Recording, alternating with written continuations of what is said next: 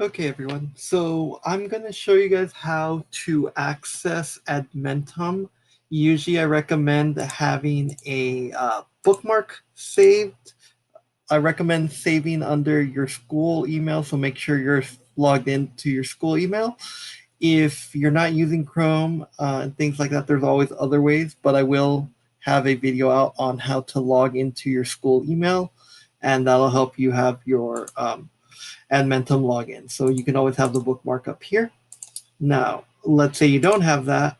This is the first time I'm logging into this account as well. So we'll log this in together. So the way you log into Edmentum to do your schoolwork, if you would go log in. I'm going to pretend that it's not going to autocomplete there. So login.edmentum.com and enter. And here you'll see this is actually my teacher's account, so I'm going to ignore that. When it asks for your account login, just remember it's online virtual school, or in other words, OLVS. So online virtual school. That's what we're going to do here. Your username will be whichever username your teacher gave you. For this student account, mine is a WebTrend. And so your password, it will default to password 1. However, I do believe it will ask you to change this, or you can always change it later if it doesn't ask you. So your password, original password, should be password 1. You hit enter. And here it's going to take you to your assignments. And if you're signed into Chrome, you can always tell it to remember your password. I am probably going to change, or I am going to change this password after this video. So right now, I'm just going to close this out. I'm not going to click never because once I change the password, I do want it to save my new password. So here I see, oh, I was assigned Spanish 1. And I also see that I have pre-calculus assigned to me. So one thing you can do is you can select a new activity here. And here you're going to see all of your work all broken down nicely into these nice little units. Or another thing you can do is going back over here, you can go to all your activities and just see everything. Either way, it's all the same thing.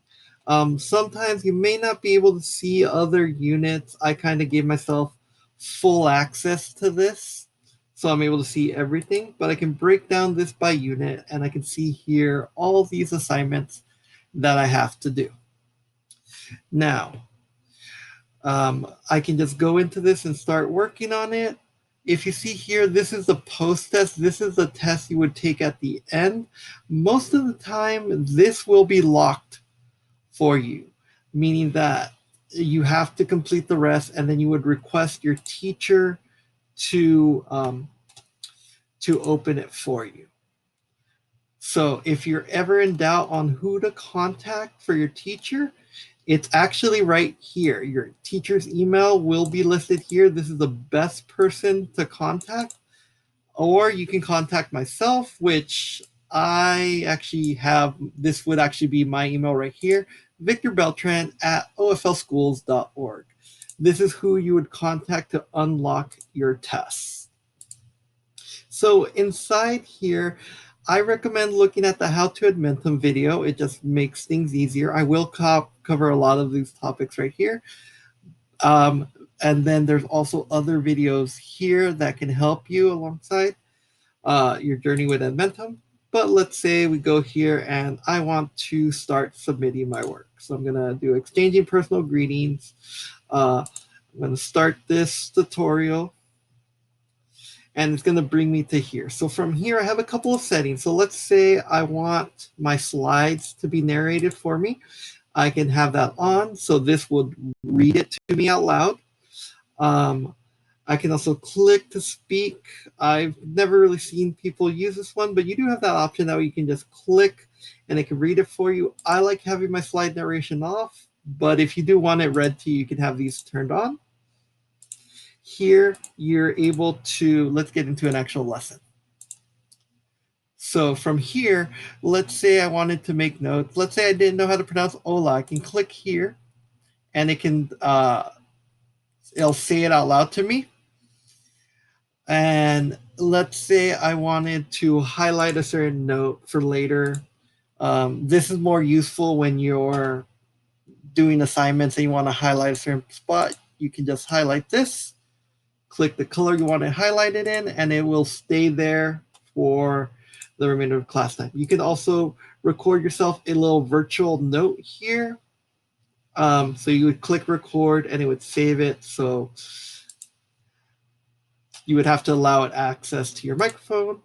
Recording a note for Spanish 1, Activity 1. Stop it. You can hear it back. And now we have this note saved here. Later on, you can submit these. If you ever need help looking up a word, you can go to your dictionary, type in your word.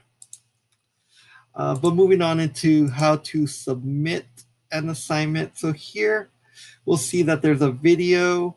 We can read this again. If you do not want to read this yourself, you can turn on slide narration or click the talk, and this will play it for us. Now, this I do not recommend when you're doing foreign languages because it is going to pronounce it in the English. So it would pronounce this as hola. But if you're using these little speakers right here, this would actually pronounce the word correctly in the Spanish pronunciation. So notice here how I'm unable to continue. This is because I have to answer the question here. So it's Saturday night, Roberto's party. Roberto introduces his grandmother. How should you greet her? So it's Saturday night, so I would actually say buenas tardes because it's late, but it's like, wait, nope, that isn't appropriate because this is for the afternoon. So we would actually say buenas noches because it's nighttime. So right there, you can see that it's going to correct you. Again, so this one, we actually just drag stuff in here. So since it's the morning time, we're going to do buenos dias. So I'm going to drag this A, put that here. 5 in the afternoon. So 5 in the afternoon, this is the afternoon. So I'll say tardes, and so on and so forth. So this is how you would essentially do these activities. Now I went ahead and skipped to how to do these. Now, these are interesting because there are several ways to do this. You can fill in the blank right here, or what you can do is I'll show you when I go to another topic. You can index, do all this creative stuff here. And then you're always going to be asked to do a self-evaluation. So this is pretty self-explanatory for this activity. You just write it in. I'm going to show you how to do it with a recording next. So when you have to do the audio recording for a language. So you will have what's called unit activities. These unit activities are hand graded by your teacher or supporting staff. So I took a while to find one that had an audio recording. So we're going to go into this one. Unlike the tutorials, these you would be able to skip around, but keep in mind these are graded activities. So skipping around is not to your best interest because if you click to submit, these will not help your grade out. So we're going to, this is the rubric. So these are how your teacher will grade you. So moving on to this is a drop down. So you can just drop it down. It's going to ask you to conjugate here. Some more activities where we're talking about the relationships. So the one I wanted to get to was here, this audio recording. So in order to do an audio recording, so it will always tell you that it's an audio recording. you will go over here, you will record something, and that will allow it to show up in your submissions. So here, you want to go to File, you want to go to Record an Audio File. And what I recommend doing as well is I recommend writing this down somewhere else. The reason being is it makes it a lot easier to grade. Sometimes you won't have this nice little text bubble to write down what you're doing. So I'm going to record a file. So I'm just going to record here, submitting audio recording for this unit review. So you're going to write down whatever it is. You're going to call it whatever the activity is. I recommend calling it the name of the activity that you had here. So in this case, I'm going to copy this, go back to my audio recording, record my thing, submitting audio recording for unit activity, friends and family. You're going to paste this in here. You can write your name. I recommend writing your name in here somewhere. So Beltran, save it. And you'll see it's right here. So always re-listen to this. You never know if you're cutting it short or anything. So here, I'm not sure why it's asking me to leave the site. So it asked me to leave the site because you can always download this and listen to it yourself. I recommend doing it. You never know if you're going to get cut off somewhere. In comments, you can always add comments somewhere else. So you can submit this for review, submit for score, include selected files. So we're going to include the selected files. Upload new file. So you can always upload a new file.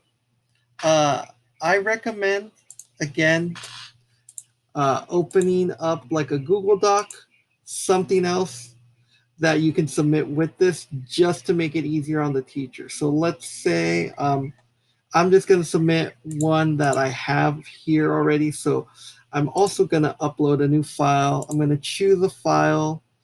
I'm just going to choose a random one here. So let's say I already had like a Word doc with my script in it.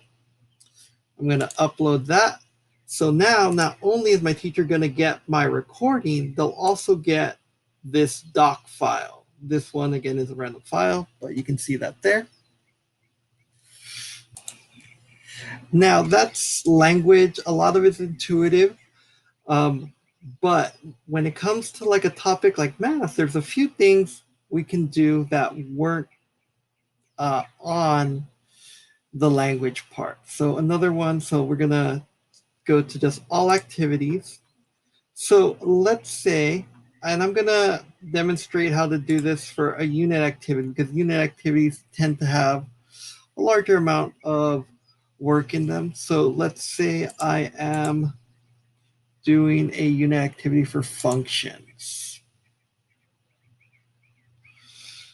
So when I'm doing a unit activity for functions, move over here. Let's say, so this one's writing a paper. And you can do it as a Word document. Again, you can use any program on your computer to do this. What you would do simply is you would go to Files, upload whatever file you want. So wherever it is in your computer, upload it and submit it. Now, let's say this was a problem where you had to show work. Now, the problem with showing work on here is it's really hard to kind of type out when you're dealing with variables and stuff like that. So what I want you to do would be to use an equation editor. These equation editors, in case you didn't see it, it's this little yellow symbol right here. You can type in an equation. So if you want a fraction, you can easily do a fraction. If you want an exponent, you click this little thing right here. It also tells you that you can use Control Up to do exponents. So we're going to do that. This just makes it a lot easier to read and for your teacher, a lot easier to grade. So from here, let's say we find that this is a lot of work and we're already doing the work on paper. So rather than typing in all this work, what we can do is we can click Insert Image. Okay, this action is secured by website developer. Signature has expired. This is strange. That usually never happens. Hopefully it won't happen. Okay. So,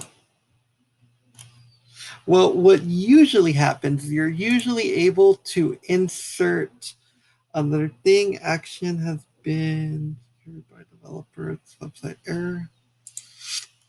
You can just submit a picture here. I'll probably have to submit another video to show that part. So I just refreshed the page and it started working. So always remember, you can refresh the page. I just kind of refreshed it by going forward and then coming back. And it seemed to have worked. So just give it a while to load. I think the recording software is causing a lot of delays. So here I can click Insert Image. It says I can drag the image or I can choose a file. Now what I did was I took a picture on my phone and I emailed myself a picture. So now I'm going to go to my email. And I see here I have this picture. So the cool part about this is I can click this picture and drag it onto this tab and just place it in here. Doesn't seem like a valid file. So again, this is choosing to give me a hard time. Normally, like I said, I think because I'm a teacher, it's giving me trouble with this. But let's say I'm experiencing this and I'm you and you want this picture in here. What you can do is you can download your picture from your email. I'm going to save this picture. And I am going to go in here and choose to upload the picture. So now I can choose to upload this picture. Give it a second. So this prevents you from having to show your work twice. It lets you essentially show a lot of math work without having to type in all of the work there. So give it a second while this loads. So now that I insert a picture, this picture actually auto adjusts to be widescreen. So now I have demonstrated the work for this assignment. Now, keep in mind when doing these, if you're typing this stuff in, we do run plagiarism checks. So if you are lifting your work from other sources, we will run a plagiarism check. Even on the math, they do show up. And we will ask you to resubmit this file. So all of these unit activities are done with plagiarism check. So please, it's just as simple of just writing your work down by hand yourself and doing that as opposed to having to cheat and not doing yourself. Also, you will get some back where if you're not using an equation editor and we see a lot of lifted work, we're going to ask you to resubmit on equation editor or take a picture. All of this can just be avoided simply by using the tools here. Now, let's say you're having difficulty understanding this or you're having trouble reading. You can make an appointment with certain individuals. Angel Torres does Spanish and English tutoring. I myself, Victor Beltran, do tutoring for math as well as Spanish. I'm also able to just help you on any topic whatsoever. So if you need any help with anything or just understanding Edmentum or uh, your student email, make an appointment with me. Your teachers will have the link, but I will provide it to you here. I actually have a little shortcut on my browser extension. It is calendly.com, calendly.com/Victor Beltran. Again, if you have bookmarks, I recommend that. And you can set a 30-minute appointment with me. Let's say you wanted an hour appointment, make two 30-minute appointments. And then you can click here. This will only show my available time. So I already have someone taking up a 1 o'clock slot and a 2 o'clock slot. And it looks like someone's taking up my 3 o'clock slot as well. So the only slots available right now are this. So you'll make an appointment with me. You're going to confirm your appointment, state your name, type in your school email, because if you go with an outside email, I won't be able to share my screen, which is where a lot of the help is. And then here, I want you to give a brief description. So let's say you want to do pre-calculus. I'm not too critical on the spelling. I know that was just a typo I can fix, but put something there. Pre-calculus unit 4, and you can say activity or whatever you need help with. If you do not have Google Meet for whatever reason, and you need me to reach you on how to access your Google Meet, your teacher can refer you to a video I'll make in the future, or you can just insert a phone number where I will reach you at that. So if you have any questions on this, again, just go to Calendly. It's like calendar, but instead of the dir, it's ly.com/Victor Beltran. It'll bring you to my landing page here, make an appointment, and I'll be happy to get you to that.